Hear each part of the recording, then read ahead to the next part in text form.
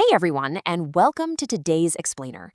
Today we're taking something that, honestly, most of us do on absolute autopilot, getting into a car and driving, and we're going to completely reframe it. We're not just talking about some mundane mechanical chore today.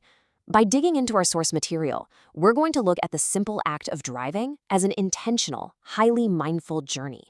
To really explore this, we're going to follow a story from our source about a young guy named Miguel. Now, for years, Miguel admired cars from the sidewalk, just watching people who knew exactly what to do. But today is his day to finally learn. His uncle Luis handed him the keys to the family sedan for the weekend with one absolutely brilliant piece of advice. Treat it like a ritual. I just love that. So let's dive right in and see exactly what Uncle Luis meant.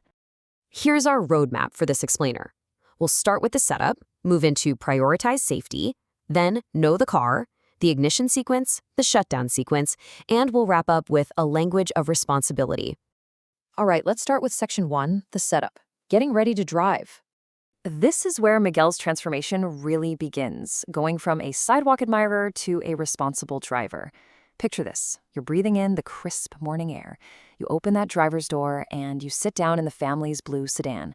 The cabin is described so perfectly in the text as a quiet cockpit waiting for instruction. You're just surrounded by patient buttons, levers, and gauges. It sets this incredibly calm, deliberate stage for literally everything that follows. That brings us straight to section 2, prioritize safety. This is all about what happens before the engine even sounds. Seriously, before the engine makes a single peep, you have to make sure both the environment and you, the driver, are completely secure. Step 1, Miguel checks his surroundings, right? Just making absolutely sure there are no kids or pets near the car and that the driveway is totally clear. Step 2, he adjusts his seat so he can comfortably reach the pedals. You really need that physical grounding. And step 3, he buckles the seatbelt. Now, sure, that's an automatic motion for most of us, but if you think about it, it's actually a deeply steadying one. But safety definitely doesn't stop at the seatbelt.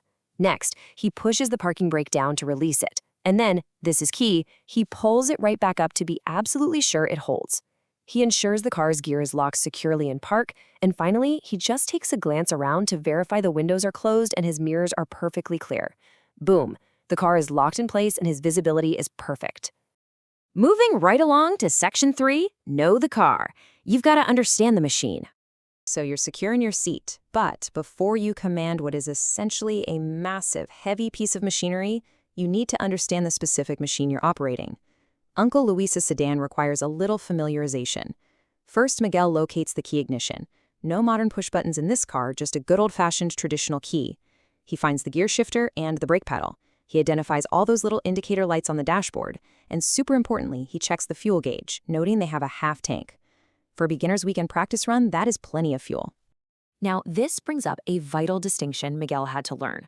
For an automatic transmission, like Luis's sedan, the gear has to be in park to start. And when you're stopped on an incline, you just hold the brake. Easy. On the flip side, a manual transmission requires engaging a clutch to start the car, and you need it to prevent rollback on a hill. Knowing exactly what kind of machine you're driving changes your inputs entirely. All right, now we reach section 4, the ignition sequence. This is really the core ritual. This part, it is not just twisting a key as fast as you can and hoping for the best. It's a highly intentional micro-sequence to bring the engine to life. Check this out. At 0 seconds, Miguel presses the brake pedal firmly in one steady motion, inserts the key, and turns it only partway to the on position. At 2 seconds, he waits. Just a heartbeat. This is so vital. The dashboard lights, the battery symbol, the oil light, the engine light, they all flicker on and then dim. He's letting the car's electronic checks complete and settle down.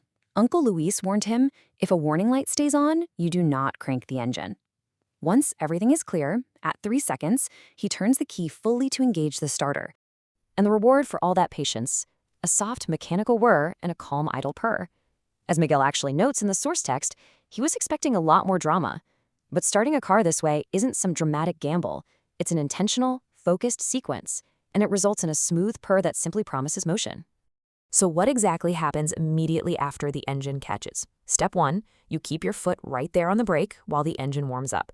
This lets the oil circulate and all the systems stabilize, which the text points out is especially important in cooler weather.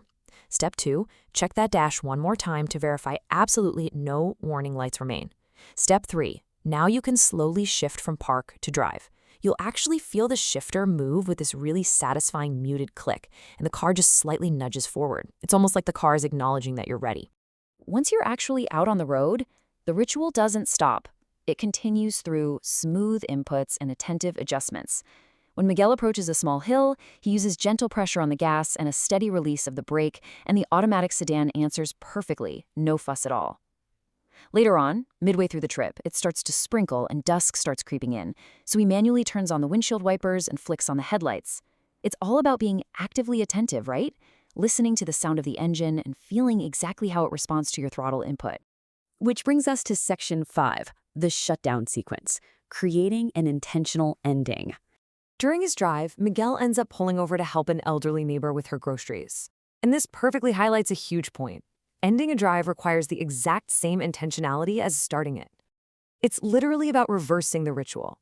First, he shifts the gear safely back to park. Then he engages the parking brake. He turns the key to off. And finally, he removes the key. It is an orderly, intentional reverse sequence. Shutting down the vehicle safely is just as vital as firing it up in the first place. Finally, Section 6, a language of responsibility. Deliberate action. That evening, Miguel told his uncle that starting the car felt kind of like learning a brand new language. Uncle Luis loved that and called it the language of responsibility, which is the practice of checking, preparing, and acting deliberately to keep yourself and everyone else safe. Operating this vehicle isn't just about the mechanics of combustion and engines. It's a profound commitment to deliberate action. The very next morning, Miguel walks back out to the sedan, repeats the entire process from top to bottom, and realizes this incredibly profound truth. Mastery comes from steady, correct repetition. By the end of the weekend, all those careful checks, they became completely effortless habits. He didn't build his confidence by rushing through it. He built it by being cautious and deliberate. That very first turn of the key starts an attentive journey, and repeating it correctly over and over is what builds true mastery. Which leaves us with a final, really fascinating question to think about. How can you apply this mindful sequence of preparation to your own daily routines? We do so many things on autopilot every single day. What if we actually took Uncle Luis's advice, took a step back and treated our most common everyday tasks with this exact level of careful, deliberate preparation? Just think about how that kind of cautious mastery could change your everyday life, far, far beyond the driver's seat. Well, thanks so much for joining me on this explainer, and I will catch you in the next one.